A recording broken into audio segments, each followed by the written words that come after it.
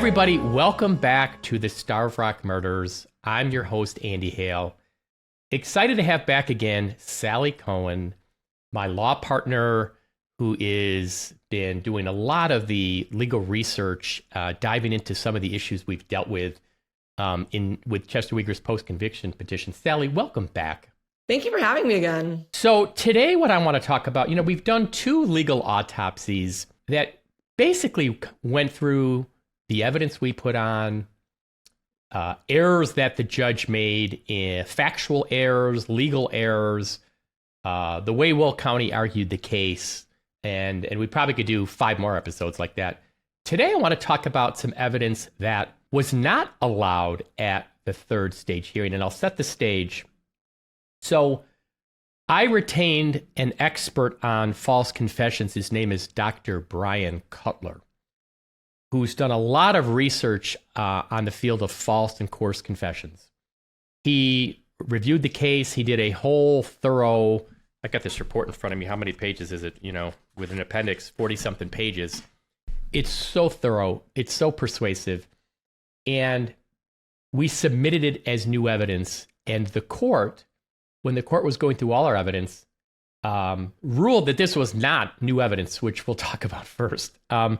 So this Dr. Cutler was not allowed to testify at our evidentiary hearing. And I think, and we'll talk about this as we go along today, I think he alone would have created reasonable doubt. I think if he'd have testified in 1961, I mean, he couldn't have, because obviously the science wasn't developed. But if that a jury now, and they hear false confessions and the factors and the data and the research. So I want to start out first and say, what did you think of his report overall? Let's just first do a kind of a global, what was your overarching view when you read it? Well, I was really fascinated by his report for a few reasons. Number one, it's so thorough, and it's like point by point by point. You can see exactly the factors that contribute to false confessions, and then boom, they're here in our case. So it was almost like a guide to how to get a confession out of somebody and how they used it against Chester. I also was independently interested in it because, I was a psychology minor, and it really is fascinating the way that humans respond to stress, to authority, to just their basic bodily needs. And so just learning about the more general area of false confessions and interrogations was really fascinating to me. So if anyone wants a little bit of late night reading, you can look at the report. I am going to post it at the andyhalepodcast.com website. I will post Dr. Cutler's report there, and I urge anybody who's interested, read it. You can check it all out. So let's start with this issue. I know Dr. Cutler has testified in other third stage hearings in Illinois, in other third stage post-conviction hearings. And I was very surprised that our judge did not allow this evidence to proceed to the third stage. What do you recall the court's reasoning about that? And what's your take on it? Is this another one where the court got it wrong? Yes. I think there were two primary reasons. Number one is that the court said that the voluntariness of Chester's confession was already litigated in the year 1960. So that was not an issue. So the court and the Supreme Court affirmed that his confession was voluntary. So he wasn't going to relitigate the issue of whether he falsely confessed. That was wrong because you can still challenge the reliability of a confession, even if it was found to be voluntary. So they can admit the confession, and you can have the opportunity to say, well, that was false. If you never were able to admit a confession that was arguably false, then you wouldn't have false confessions experts testifying anyway, ever. The other reason is that he said it's a new opinion on old facts. So the facts that underlie this report were known, and Chester did testify about them. But as you mentioned, Andy, the body of research that's been developed since 1960, police forces all around the world use very different approaches now because they're trying to prevent false confessions, and that was just not widely known at the time, and certainly not known by jurors. Yeah, I that one just kind of shocks me. I felt like that was so egregiously wrong. The research, the body of research is all new. In fact, it's recent, really. Yep. That's like saying, the hair was around in 1960 and, we're just applying new technology to it. So it's not new. It's an old hair. I mean, it makes no sense for the court to bar this. And, it's based so much on research and studies. There is actually a science behind it.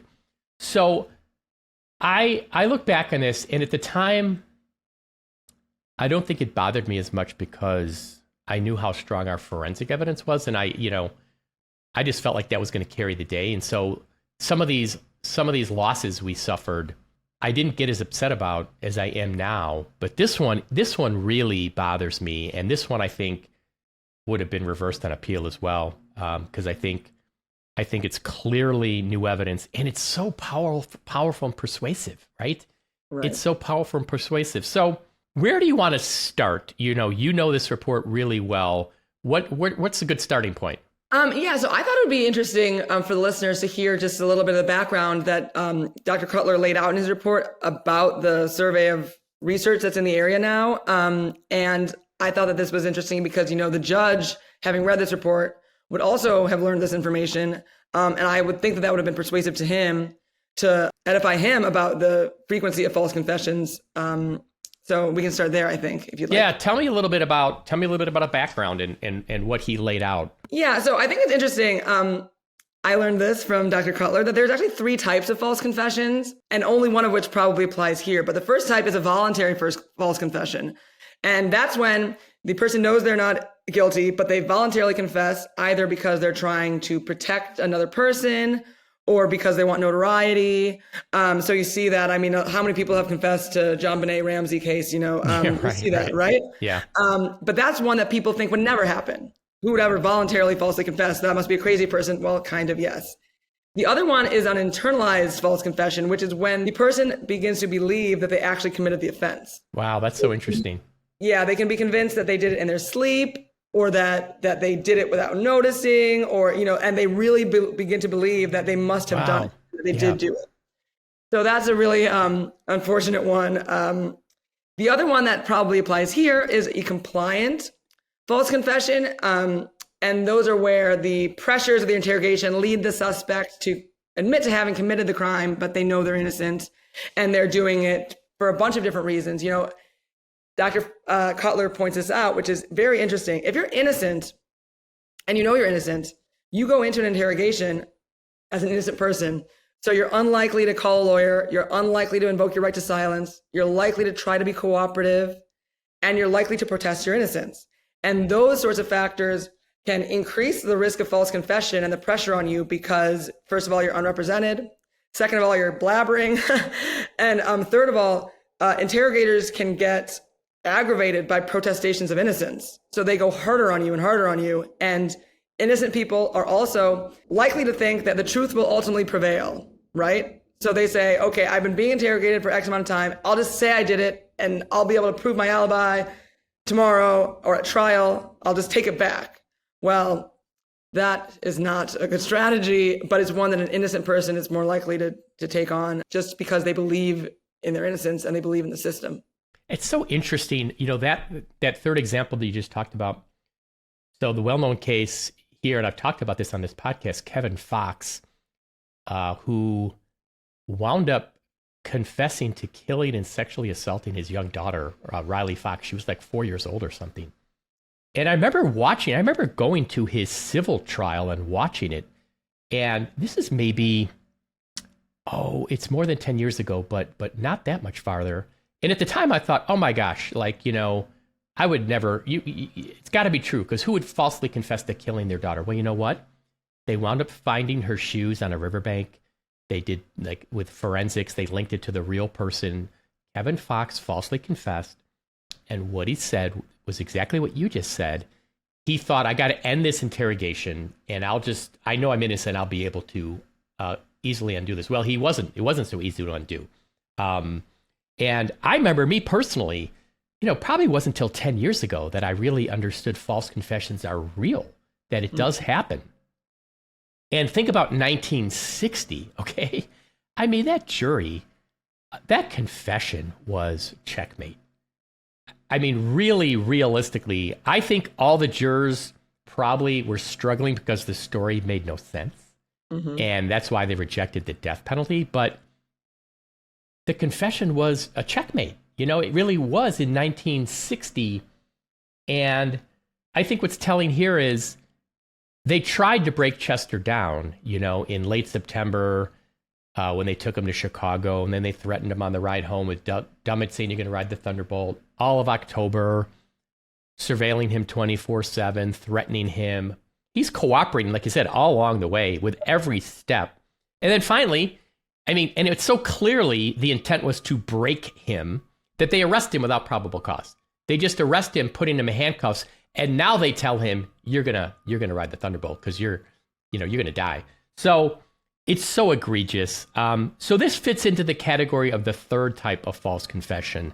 What does he say next about the factors? Yeah, so there's two types of categories of factors that increase your risk of false confession. So there are situational risk factors and personal risk factors. So the personal risk factors are things like, lack of education, mental illness, sleep deprivation. They are characteristics of the individual who's being interrogated that make them more prone to falsely confess.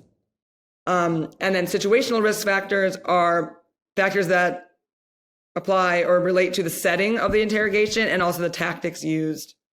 So when you have a confluence of both situational risk factors and personal risk factors, as we did here, you get a really high risk of false confession. So we can go into a little bit more detail on some of the personal risk factors, which were here. Sure. Power imbalance. Of course, in any interrogation, there's going to be a power imbalance, but between a highly uneducated dishwasher who's trying to cooperate and the authorities who seem to have all the information, that bleeds into a situational risk factor, which is exacerbating that power imbalance. So even techniques such as moving towards the suspect and speaking in a raised voice and taking an accusatory tone. So one of the ways to get a confession is to start from the premise that the interrogator knows the suspect is guilty and they don't back off from that premise. So they say, we know you did it, just confess. So they appeal to morality. They say, a good person would confess, like, don't you care about your family, that kind of thing. They also will do false evidence ploys, saying, we've got your fingerprints. They'll do appeals to leniency. They'll say, it'll be way better for you if you confess now. Those sorts of things. But the biggest situational risk factors beyond those tactics are the length of the interrogation and the setting, including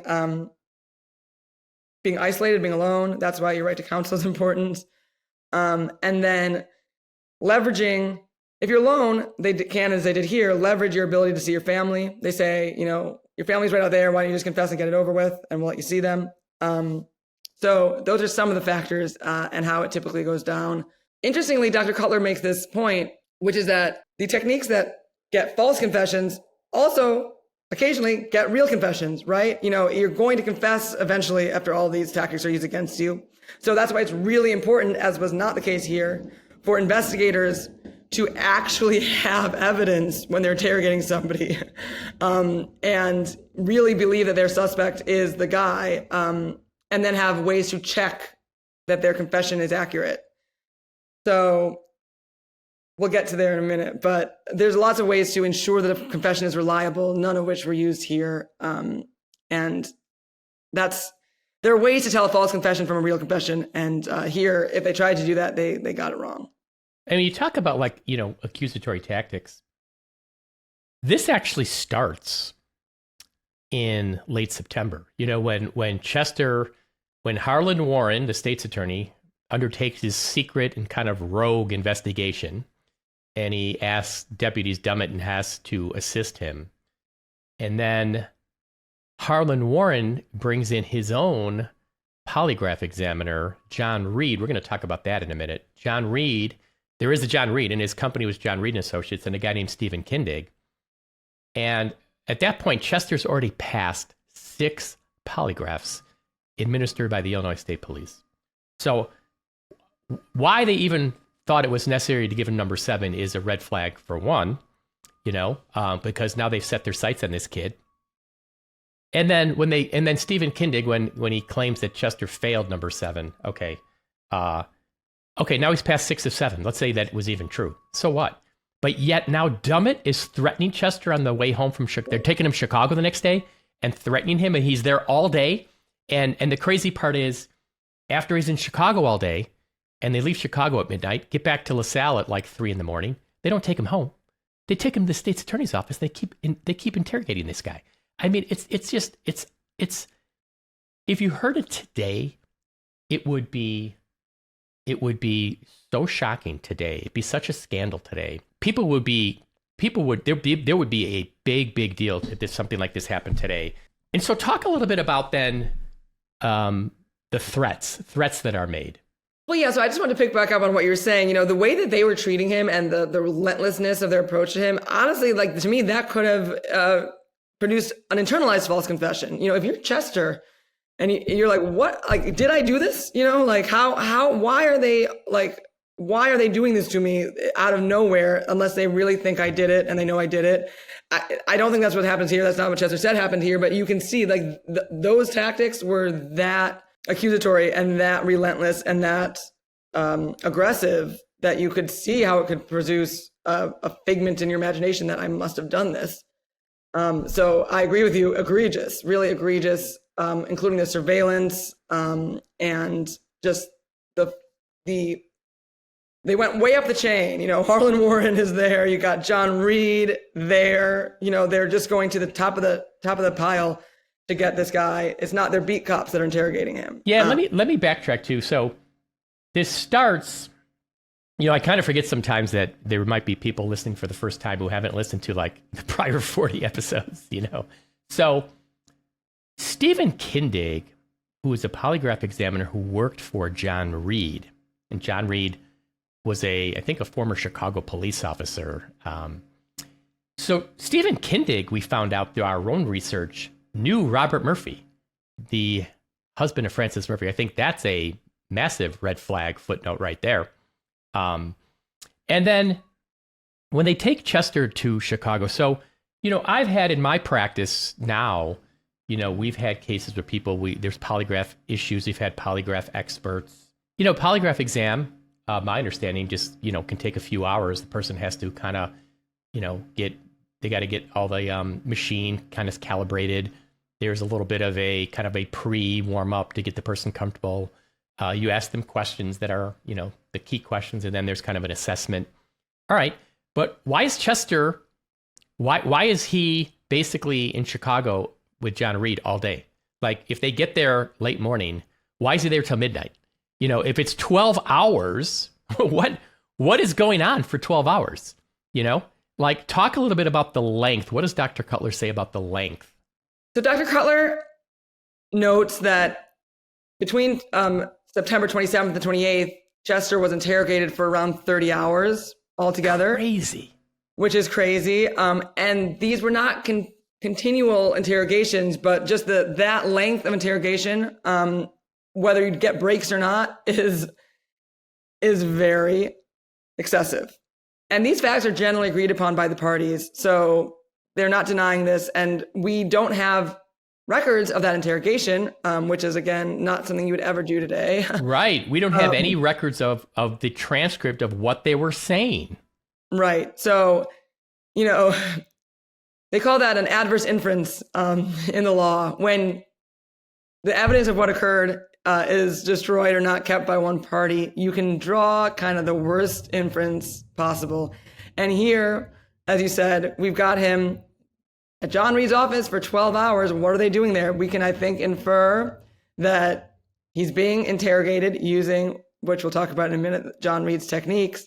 And what we do know is really bad, right? Like, we've got a lot of really bad facts about what happened there, including the writing the Thunderbolt comment, including threats about his family, going to the little green room.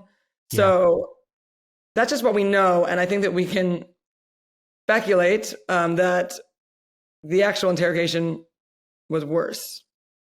And I want to also note that we got through a relative of Harlan Warren. We've got these handwritten notes of Harlan Warren, and it's basically it just lays out on paper this plan to get him to confess. It literally says, get man to confess, break him down.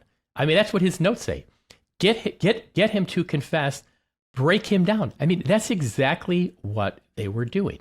That's exactly what they were doing. And again, when this all starts in late September, there's never anything linking Chester to the crime. It's not like they said, well, we found Chester's hat, a quarter mile from the cave, so maybe he was out there, or we found, there's literally nothing linking him to the crime. And so for them to go after him so hard, I think what we also have to put in context is, these go hand in hand. This starts in late September, which is when, right after the Palmatier brothers have evaporated. Mm-hmm. So that's right after Glenn Palmatier gets interviewed by the Illinois State Police. I think it's August 30th. And his brother William, we don't have the transcript, was somewhere around then. And then the next day, I think it's September 1st, are those profuse apology letters from Harlan Warren to the brothers, we're so sorry that your name got dragged into this, these crazy apology letters. So at that point, they have to have a plan B now. They made the real guys go away. Yep. They got to have a patsy, and that's when I think they thought, okay, it makes sense. Let's figure out somebody at the lodge, somebody who worked at the lodge. Oh, let's look at the dirt poor dishwasher, 21-year-old Chester Weger, and that's how it all gets rolling. Unbelievable. Yeah, that's a really good point about the timing. When you consider in context the sort of the cover up and the desperation to solve this, but also to cover up who really did it, seems very evident when you put it in order like that. The other thing too is, I think Chester Weger, I think what goes in his column is he withstood so much, right? So he withstood all the pressure in late September when they claimed he failed polygraph number 7 at the lodge. He was taken to Chicago. He withstood it all day, didn't confess. He's not taken home. He's taken to the state's attorney's office, withstands it, doesn't confess. All of October, they're surveilling him. They're following him, hounding him, harassing him. He doesn't confess. And that's when they did something that was so egregious that I still can't believe they even did it. They all got in the room and just said, you know what, screw it. Let's just arrest him. They literally could not do anything else. They had tried everything. So they just arrest him. And what Chester testified at trial, because I thought this was I talked about this before. There's a part where Tony Ricculli is crossing Chester about the trip to Chicago. He's like, well, you didn't confess then. And Chester's like, well, I wasn't under arrest then. So my point is, you could tell from Chester's answer and demeanor, once he's handcuffed and it's real, it's now real. You're handcuffed and you're in jail. And you've been handed 3 warrants for murder. Now you got to be saying, holy shit, I'm in a deep, deep, deep amount of trouble. This 21-year-old dirt poor dishwasher who doesn't have the benefit of counsel or anybody really guiding him, this poor family, and so that's when the pressure got really, really ramped up. Well, and I think I made this point the other week, but I think it bears repeating, especially in this context. Part of the reason that his confession was found to be voluntary was because there was an attenuation between the moment of the threats that were admitted, the ride the Thunderbolt comments, and when he actually confessed, right? He didn't confess on the day that they said ride the Thunderbolt. And so they said, well, then your confession can't be the product of those threats. Well, to me, that is just dead wrong, right? Because you're not going to get the electric chair unless you're found guilty, which means unless you're arrested, right? So when you can say that all you want, but if you don't confess and they have no evidence against you, you're not going to get arrested, or so one might think. Then once you're arrested, you got to think to yourself, oh, they're coming for me. That threat animates in the back of your mind. It's still there, and they still meant it. And of course, they were relentlessly pursuing him all the while. So I just think that to the extent that that's the law, that the threat has to be proximate to the confession, that just makes absolutely no sense given the research about false confessions and how they accrue and the way that people can be coerced into just trying to end the relentless situation. And my understanding is he still received threats after he got arrested. So he testified that he's still getting threats, numerous threats from Dummett after he's arrested. You know, it started with that Thunderbolt comment on the way back from Chicago. And knowing what we know about Dummett, think about this. If Dummett was the kind of person who was going to threaten Chester on the ride home from Chicago, and it happened several times, that's what Craig Armstrong, the state's attorney who impeached him at trial, said. Dummett's the kind of person who not only makes the threats, lies at trial under oath and commits perjury and denies making the threats. Think about what Dummett must have been like once Chester got arrested, and now they really are trying to turn up the heat, right? I mean, Dummett must have been at his worst in those moments. I can't even imagine. And again, we don't have a transcript. We don't have an audio recording. We don't even have a police report talking about what was allegedly said in that room, you know, at all.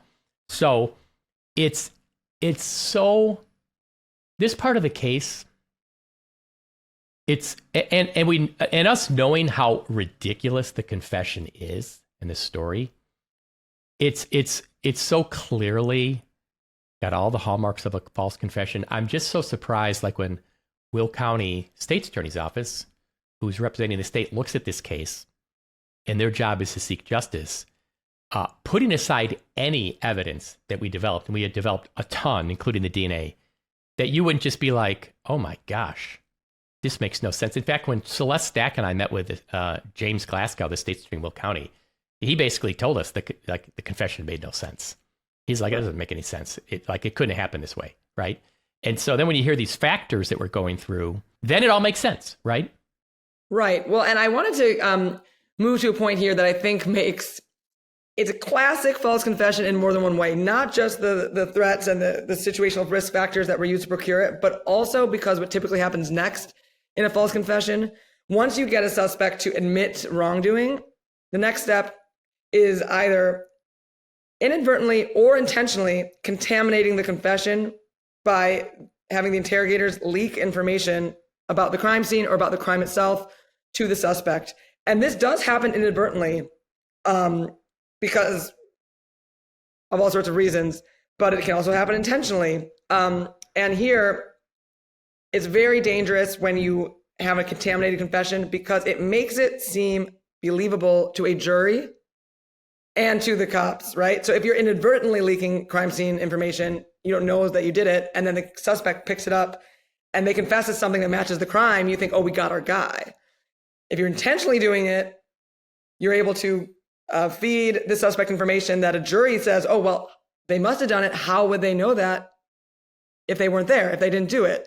And here, the contamination produced this wackadoo confession that had enough sort of weird detail in it that kind of matched the crime scene for a jury to believe it, instead of questioning, first of all, the fact that this was in the news every single day. So it wouldn't have had to be contaminated just by the interrogators.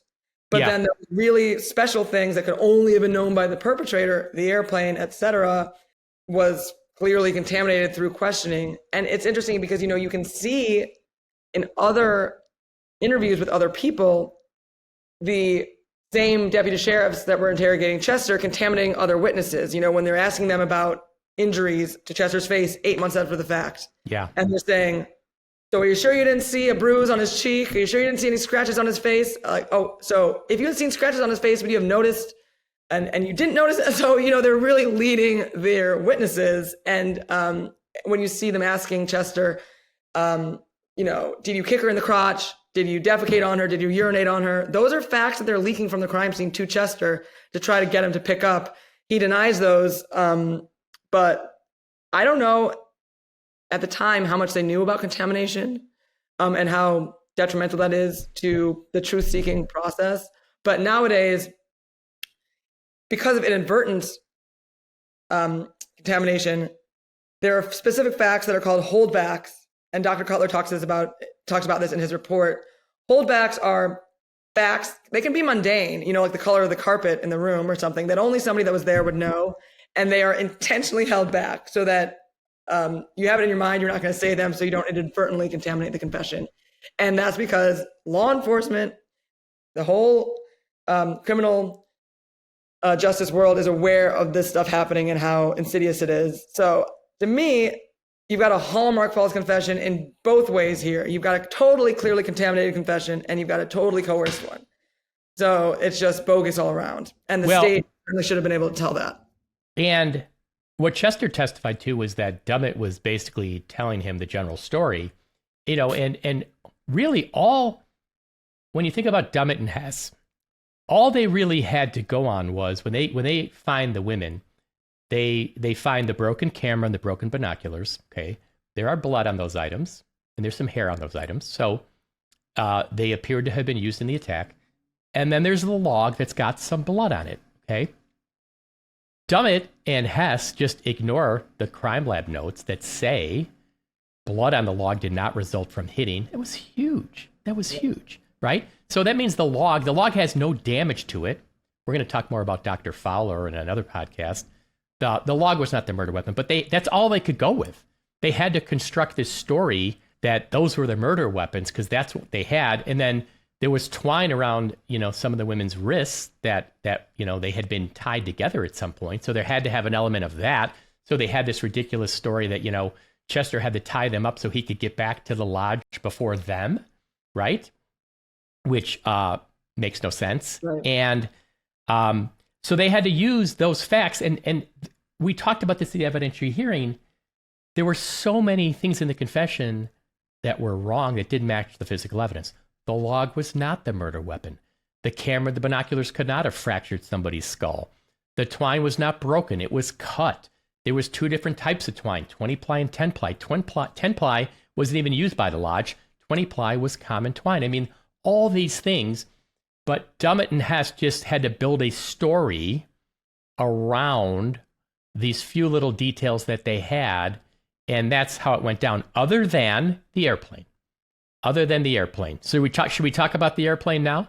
Well, I just wanted to take, before we get there, one opportunity to just rail again. I know I'm beating a dead horse, but rail away. As you just said, the evidence did not match the confession. The evidence was sort of known at the time, but we had a lot more analysis of the crime scene evidence in 2022 than we did then. The fact that the judge credited the confession without any additional analysis because the jury accepted it and said, we accept the jury's view that the confession was true, is just such a dereliction of duty to study the evidence. And of course, we know Chester confessed. His confession makes no sense. It doesn't match the evidence. And the jury accepted it because they weren't instructed about false confessions, because they were misled about what the evidence showed, and because the deputies Hale crafted the confession to match what they thought the evidence showed. But it's clearly all just a whole bunch of nothing there. And the fact that our judge at the third stage hearing just right out the gate said, it's not my role to question what the jury found, and they found that his confession was true, is just really pulling the wool over your eyes in a way. That is your role. That is your role. That's your one role. My God. Yeah. And I mean, when it's staring you in the face, I just can't, it's hard for me to conceive of a person who's looking at this report, which the judge had. Wasn't supposed to rely on it because he excluded it himself, but you got this report, you've got the confession itself, you've got Hess and Dummett sort of admitting to what they were doing there, trying to coerce it, and then you've got the obvious contamination, and you're just going to say, well, the jury bought it. Anyway, that's my. Yeah, well, if that's the case, then you could never undo that. You could never successfully get your conviction vacated, because at the end of the day, if the judge says, well, the jury's believed the confession, then it's checkmate. You can't overcome it. I mean, the whole point is to do an assessment now, an independent assessment by the court of the new evidence in conjunction with the old evidence together, like taking them together, not taking it as a checkmate, just assessing the strength and weaknesses of it, because it was a weak case. It was a weak case. My attitude was, you have to basically say, okay, if we had a retrial and we had our new evidence and we had the old evidence, would there be reasonable doubt? And it was a resounding yes. My response is, if we just had a retrial today, based on the trial evidence, we would get an acquittal. I mean, if you and I represented Chester Weger and we just had a retrial and we just put on the exact same evidence, we would get an acquittal because it's so ridiculous, right? And we can cross and bring out points that weren't done as effectively. And the judge, again, on that was like, well, you know, he made a comment like, well, that could have been done, or, you know, those points were no. Oh, when I brought up the fact that the timeline in the record, Dr. Maloney saying the women would have gotten blood in their lungs between 30 minutes and an hour of eating food. And I reconstructed, they checked in at 12:28.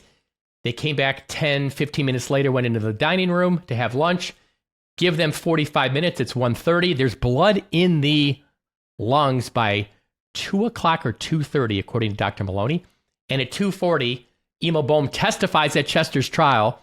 He sees Chester in the men's bathroom. Okay, that right there, the state's own evidence is reasonable doubt, you know? So Chester testified that Dummett was basically telling him what to say, filling in the story, because there is no story, right? And that's why the story makes no sense, because they had to make it up. And so Chester testifies Dummett's telling him the story.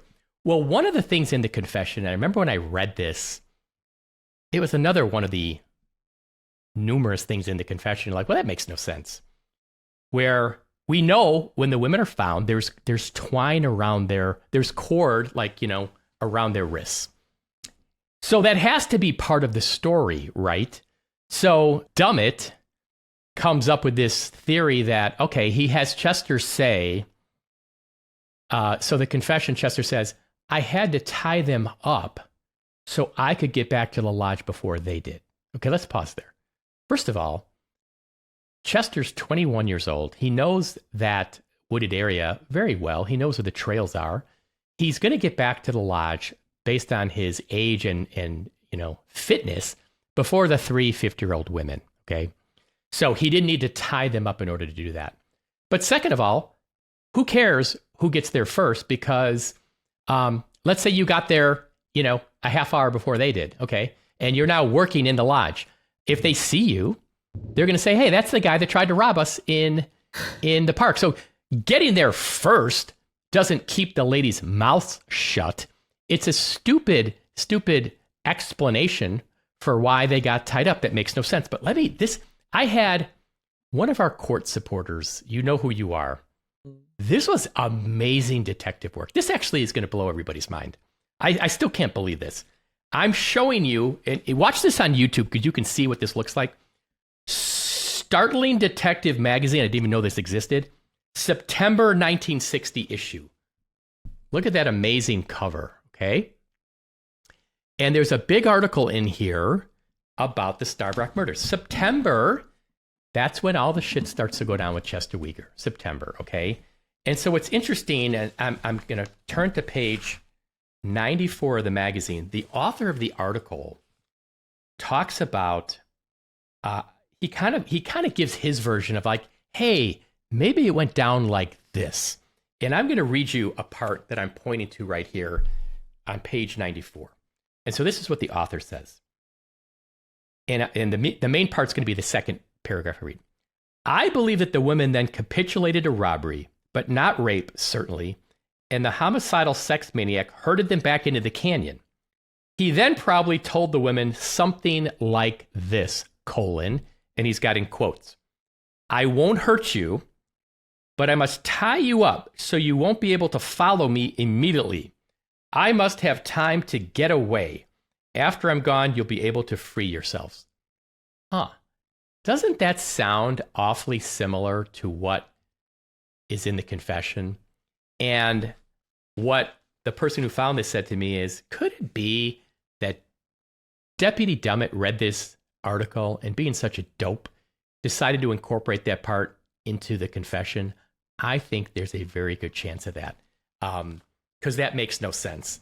I actually had somebody reach out to me who was a paramedic and reach out to me because here, what the autopsy said and what the crime lab notes said was that there was no tension on the women's wrists. So there were no cord impressions on the wrist. So under Chester's confession, he tied them up so he could beat them back to the lodge, which is a bogus BS story. Okay. And that they broke free. Okay. First of all, the women are not going to be able to break free. They're not going to be able to break the twine. And what the crime lab notes noted was the twine was cut, and newspaper articles said it was cut by two different types of instruments, one sharp and one serrated. But here's where I'm going with all this. And I was like, well, that's so weird. Why is there no tension on the twine around their wrists? What this EMT reached out to me and said was, we oftentimes would tie people's hands together when we were moving those bodies. We didn't want the hands just dragging on the ground, catching on things. You tie those hands together to transport them.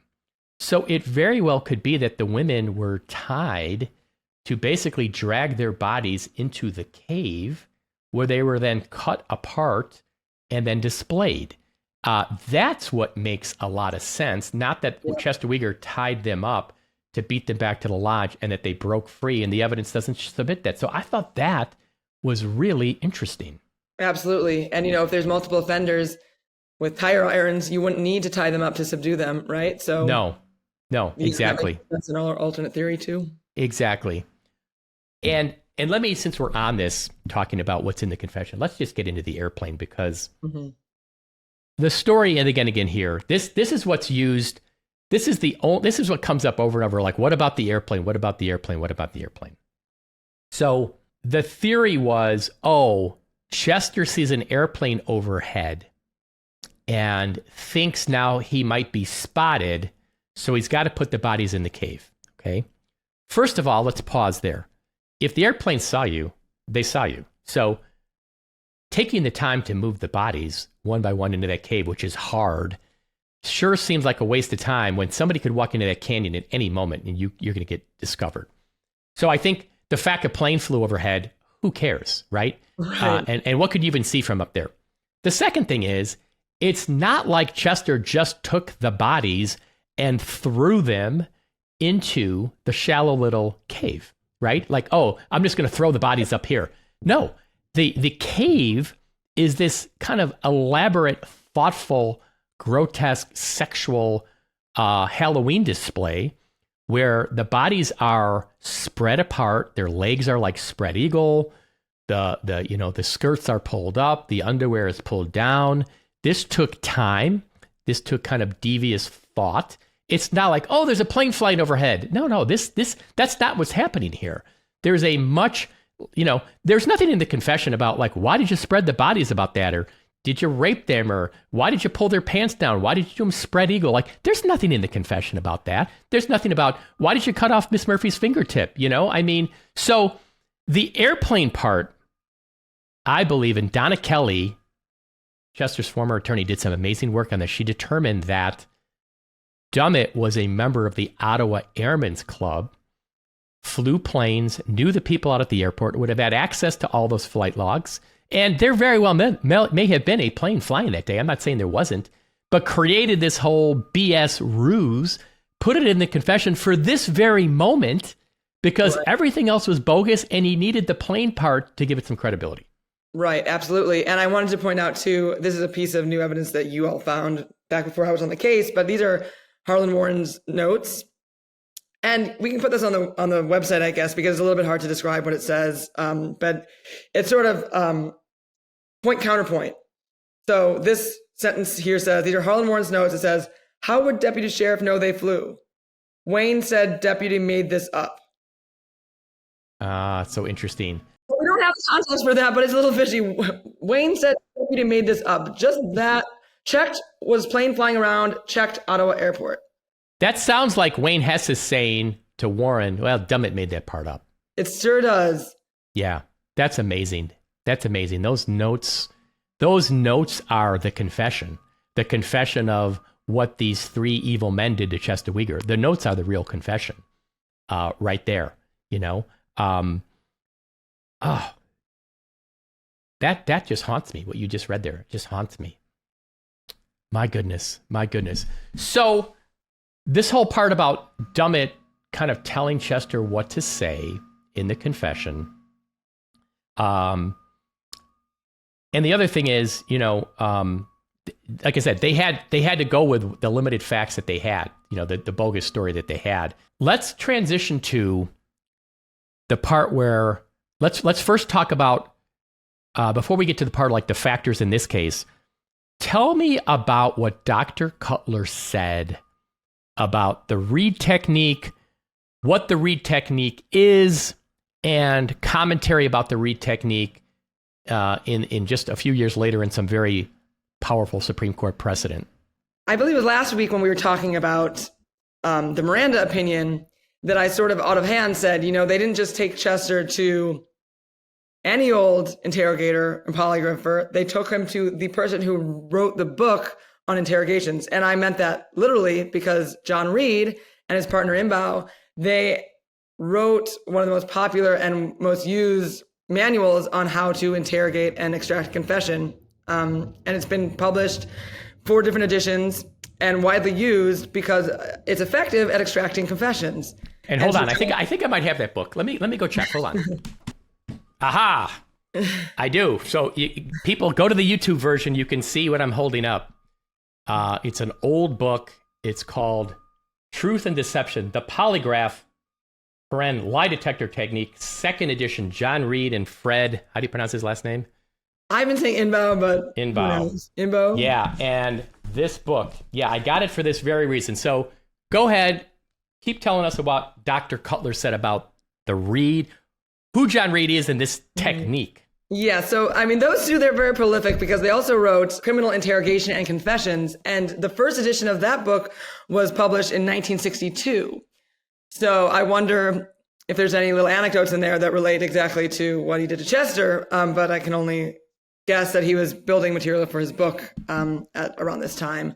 So the most recent edition of this book basically sets out a process to extract a confession that consists of 9 steps. So step 1 is you have to positively present and confront a suspect with a statement that proves he's the person that committed the offense. So you basically, it's an accusatory technique that you start, like I said, from the premise where you did this and we're going to get you to confess to it. One of the ways to do that is by preempting denials, because psychological research shows that people dig into what they've already said. So if a person denies wrongdoing, then they attach to that and they're less likely to confess. So you try to prevent them from being able to actually deny what they did. So you start with stuff that they did do, you move to stuff that they didn't do. It's a cat and mouse game here that is actually pretty smart. So like I said, there's 9 steps, and it's a little bit too much to get into step by step what you do, but a lot of it is telling the interrogator how to assess and analyze the suspect and how to recognize when you're edging them closer and closer to a confession that you want them to say, and how to get there, and how to avoid them invoking their rights, how to avoid them losing patience, especially if they're cooperating. And so these techniques were considered an improvement upon techniques that were used before, which was physical violence and threats and coercion and torture. So certainly they are an improvement from that, but when leveraged in a way that is intentional or improper, they can certainly override the rights that are constitutionally guaranteed to citizens. So somebody who's using the Reed technique responsibly has to be very careful not to wade into unconstitutional territory.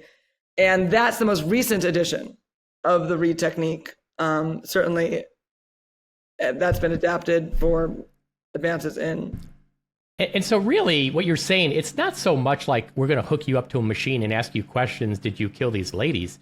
It's no different than a police officer just sitting in a room and browbeating the suspect and trying to get them to confess. It's just a technique to try to get somebody to confess. It's not the science of, we're going to hook you up to this scientific machine and check the responses to your breathing and, your blood pressure and stuff. It's more like, hey, what kind of technique can I use to get this person? How can I break them down? Right. Well, and it's interesting, like, why is it so important to extract confession from a suspect even when they're guilty, right? because confessions are so powerful with jurors. Right. Juries love confessions. They need confessions. There's a lot of confession only cases.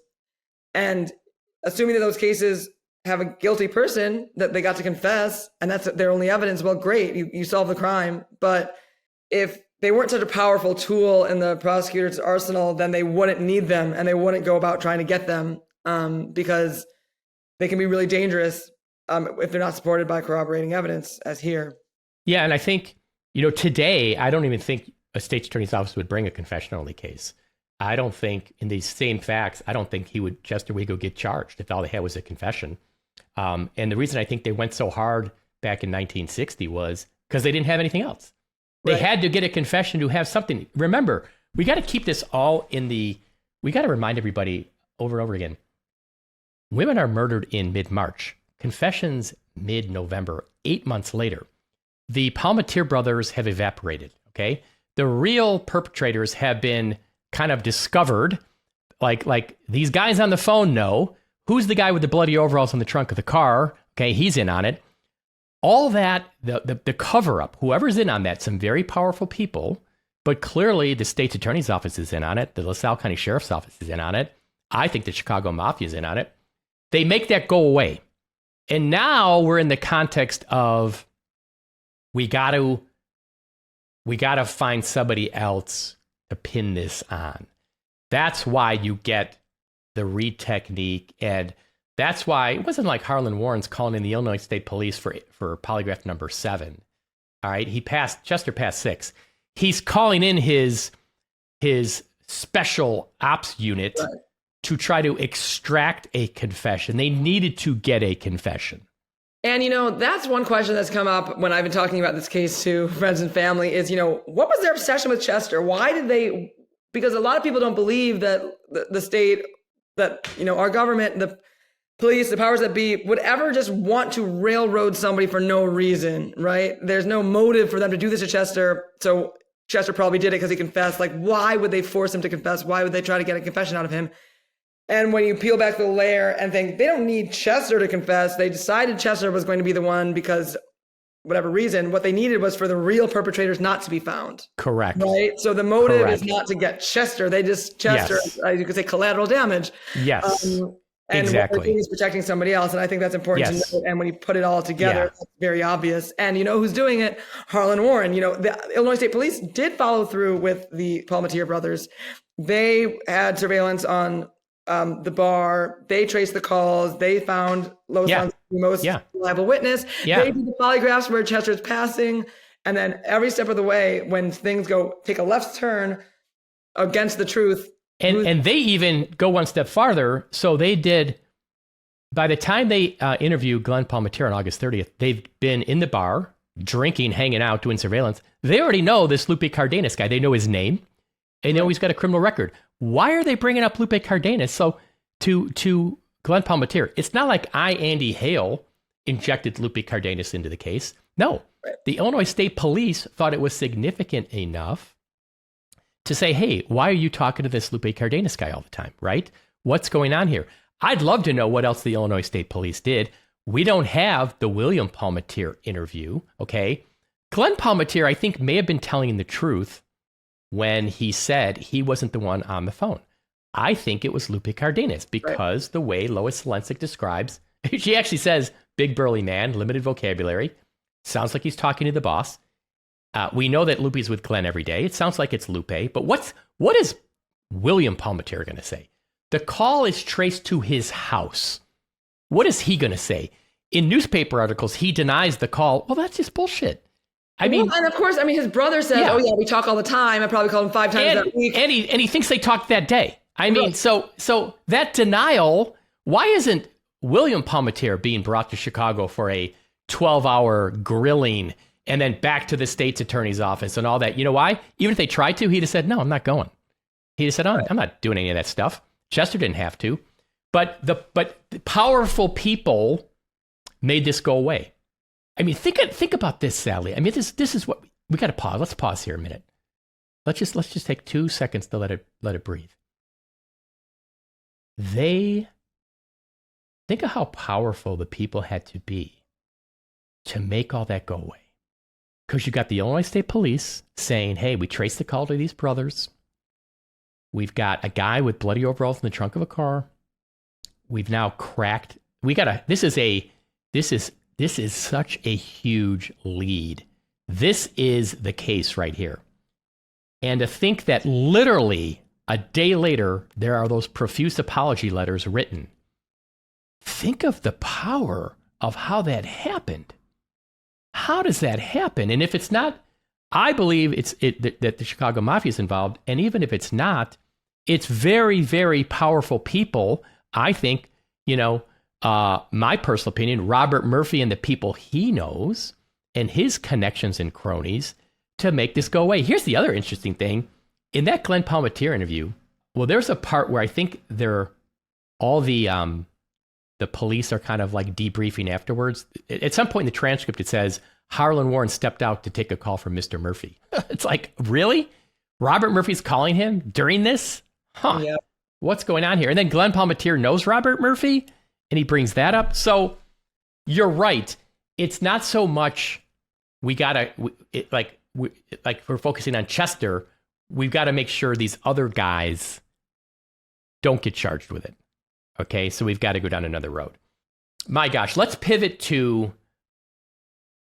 So basically the way Dr. Cutler does his report, he goes through all the, and I really urge people to read it. He goes through all the history and the research of false confessions, the factors, the types. And then he talks about the read technique. Is there anything else you want to talk about the read technique? Which is fine. No, just to mention, we mentioned this last time I was on, but that the read technique was basically the precursor. The use of the read technique was a trigger for the Miranda decision itself. So it's cited a bunch in the opinion. Reed and Inbau's interrogations manual was cited with disapproval by the court when they were deciding that have to be advised of your rights before you're put in a room like this. So I think it's just the history here of this case that this case represents it's kind of tragic. The exact techniques that were used against Chester by the guy who wrote the book would not be allowed just again later. We could not, you and I, let's just picture this right now. We're doing a Zoom call and you and I are both aspiring screenwriters and we're like, okay, well, let's have the former Chicago police officer be the polygraph examiner. We'll have him write a book about it. Then we'll have the Supreme Court mention him in some of their opinions. Like all this stuff we're talking about. Let's have a big burly chief come in the bar and hang out with Glenn Palmatier. I mean, it's you couldn't make this up. But let's get to, on page 27 of his opinion, then, he then starts a section, Dr. Cutler says, review of Mr. Weger's interrogation and confession. And then he walks through some of the factors. He kind of walks through the facts and the factors. You want to kind of summarize what he said here in those? It looks like there's about 6 or 7 pages. There are pretty detailed findings. Dr. Cutler is only basing his opinion on the facts known and accepted by the jury. So when there's a disputed fact, he doesn't credit us. He doesn't say, oh, well, because he said little green room, that means that it actually happened. So these are the factors that he's finding, even accepting the state's version of events as well. Okay, so it's a conservative depiction. So the risk factors that he identified would be the length of the interrogation, those 30 hours, isolation. Chester was not just isolated in a room, he was dragged up to Chicago. That's highly isolating. Sleep deprivation and fatigue. Of course, we know that he was helped overnight. He was brought right back to the state's attorney's office when he's been on this arduous, crazy journey. False evidence ploys. So it's not known whether they actually used false evidence ploys, but it seems as though they likely did in terms of suggesting that they had all this evidence against Chester to him. And Chester says that they used false evidence ploys, not in those words, but the state denies that. So I think we can assume that they used the Reed technique, so they used false evidence ploys. Explicit threats, those were present here, obviously with the Thunderbolts. That's one example, but Chester accuses them of additional ones. But even if those weren't true, the Thunderbolt is enough. That's a very explicit threat of extreme violence, right? Yes. And then They also used other tactics, including making disparaging comments about Chester's wife and family, appealing to leniency, and just insulting him, kind of raising the temperature in the room and adding stress to the situation. And, why do people falsely confess? Because they want to get out of a really stressful situation that is intolerable. And so how do you make it intolerable? Just heaping whatever you can onto the flames. Dr. Cutler was not there to say whether or not Chester's confession was false. He was there to identify the risk factors that would make it more or less likely to return a false confession. And there were a lot of them present here. And to ask that a fact finder not consider that and rely on their lay knowledge of what a false confession is and what it results from is really removing a really exculpatory piece of expert testimony from the case. So the jury certainly should have been able to consider this if we got a retrial. Yeah. And the other thing is, so people know, so Chester, they extract this confession from him November 16th. I think it's late at night. The very next morning, 7 a.m. or so, he's out at the canyon. They want him to reenact the crime. That's when we do have a transcript. They got a court reporter kind of following them around. And that's when Wayne Hess asked him if he defecated or urinated on any of the women or kicked any of them in the crotch. Okay? That's not in the confession. I mean, clearly they know, we haven't addressed why there's somebody defecated or urinated on Miss Murphy, And so they're asking him that, okay? He doesn't know. And it's so telling that they're doing that the very next morning. Let me read the summary of Dr. Cutler. This is on page 33 and 34 of his opinion. I'm just going to read you the summary after all the things he went through of what he said. Okay. Mr. Weger, a young adult at the time of the investigation, and therefore vulnerable, became the sole suspect in the investigation about 6 months after the crime. Mr. Weger was subjected to extraordinary pressure during the murder investigation in September through November of 1960. He was subjected to questioning, a polygraph exam, surveillance, and 2 lengthy interrogations. Evidence baiting and bluffs were used during the interrogations and investigation, though they were not labeled as such by the authorities. Those facts are agreed upon by the parties. Mr. Weger claims to have been threatened with the death penalty if he did not confess, and offered a life sentence if he did confess on numerous occasions during the questioning periods and interrogations, and by numerous authorities, a fact disputed in the testimony of the authorities. The sheer pressure of the weight of suspicion, the multiple questionings and lengthy interrogations, the likely tactics used during the interrogations alone create a grave risk for false confession. If the false evidence ploys were used, the risk of false confession would be magnified. The use of explicit threats and incentives, historically and contemporarily by trainers of interrogation in courts, alone greatly increases the risk of false confession. If used against Mr. Weger, they were in combination with other oppressive tactics. If innocent, Mr. Weger was in grave risk of being coerced into a false confession. Mr. Weger's detailed confession statement might be the product of contamination from multiple sources, including the deputy sheriffs, the newspapers, and talk around the lodge. The disputed facts, the source of the details in Mr. Weger's confession, and the context to which those details are corroborated by the evidence in the case are matters for the fact finder to determine. So that's what he says there. And his report is dated January 15th, 2023. So I just think, I go back to, this would have been such powerful evidence if it would have been heard in a third stage hearing or at a retrial.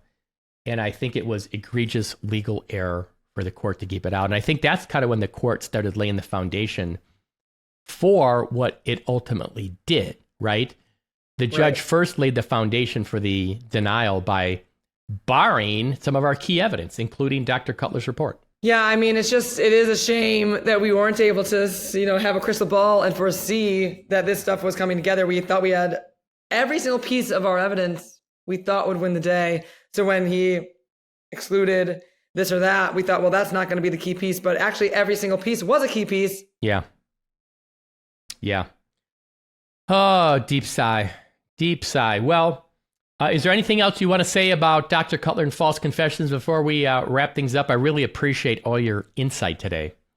No, the only thing that I have to say that I think bears repeating is that jurors today still don't believe false confessions are likely because we, as people, lay people, we think that the only thing that could get us to falsely confess to something we didn't do is, a threat of violence against ourselves or our family. Here we do have threats of violence, but people, I think that's what gives an innocent person this confidence to just go in and talk to an investigator, to cooperate with authorities, and you wind up in a position where you're vulnerable to a false confession just because you have such faith in your innocence. So people out there, ask for a lawyer.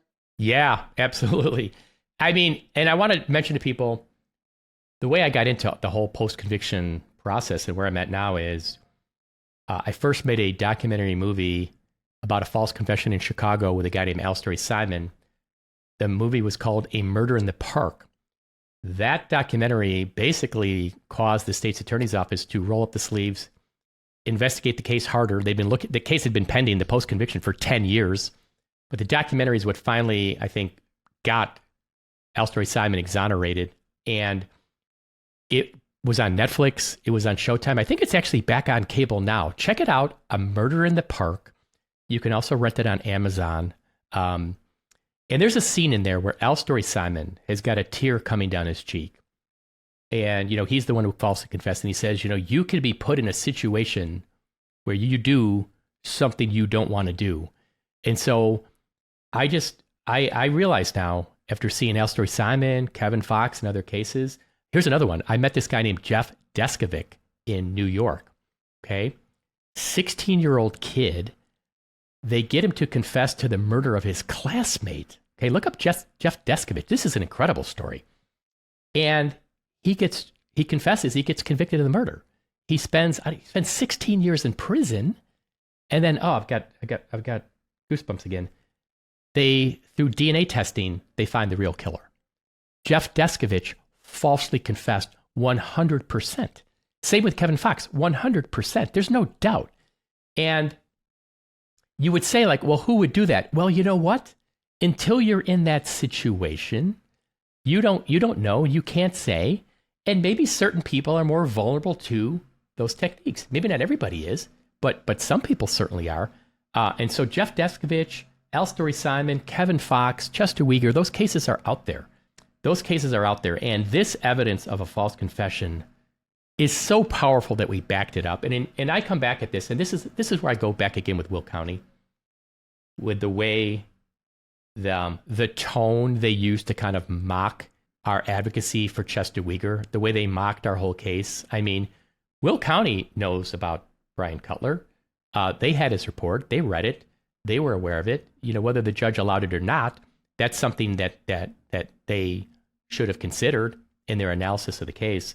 So in light of all the things we talked about, for Will County to basically mock our case and have disdain for our case and just have the kind of tone they had for our case is really stunning. And in my opinion, not consistent with their duties, which were to seek justice. But the last chapter has not been written. We still have a lot more to do and say. You and I are working behind the scenes. We'll have more to talk about on that in a podcast, hopefully soon. Sally Cohen, always a pleasure. It's been great to have these podcasts with you, breaking down the law and the facts. To be continued, everybody. Thank you for the love and support. Stay tuned. More to come.